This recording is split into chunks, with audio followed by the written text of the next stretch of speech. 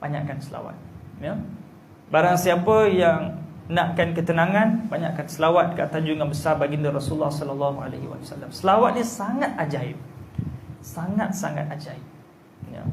Saya sendiri dah amalkan selawat ini, dan saya cerita ni bukan kita sebagai nak kongsi pengalaman kita mengamalkan selawat. Dan tuan-tuan mungkin ada cerita masing-masing. Masa saya muda-muda dulu, dosa tak banyak kan, kita amalkan selawat ni. Pernah satu ketika motor saya tak ada minyak.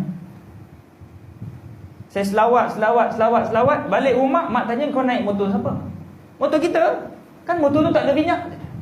Elok je boleh bawa pergi surau, balik surau.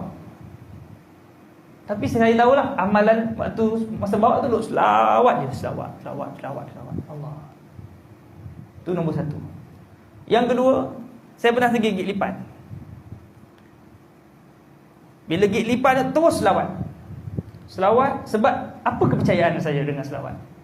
Selawat ni, bila kita selawat sekali, Allah dan para malaikat akan mendoakan kebaikan untuk kita. Allah dan para malaikat akan mendoakan kebaikan itu. Bila kita selawat ke atas junjungan besar Rasulullah, bila doakan Rasulullah sekali, Allah dan para malaikat akan mendoakan 10 kali kepada kita.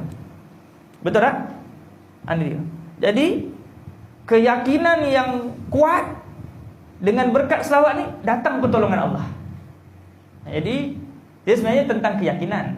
Ya. Kalau tuan-tuan buat tak jadi, bukan masalah selawat, tak diizinkan, belum diizinkan oleh Allah. Ya. Kalau saya cuba sekarang ni pun kena pergi hospital juga agak dah. Kan? Tapi nak jadi cerita, saya tak perlu pergi hospital. Selawat, alhamdulillah. Ya. Lepas tu saya pernah jatuh main futsal, budak-budak main futsal kat sekolah, kaki masuk besi, ya, tak boleh jalan, tak boleh bangun.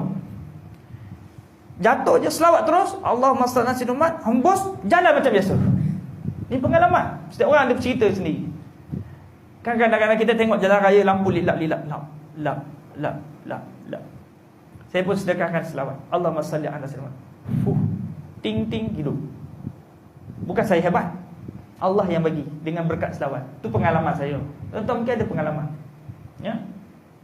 Masa saya jadi warden sekolah, ya, saya lepas daripada SPM, lepas STAR macam tu, saya jadi warden sekolah.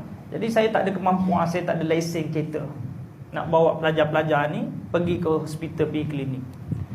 Jadi sekolah ni, budak-budak ni, dia suka ngadu demam supaya dapat cuti.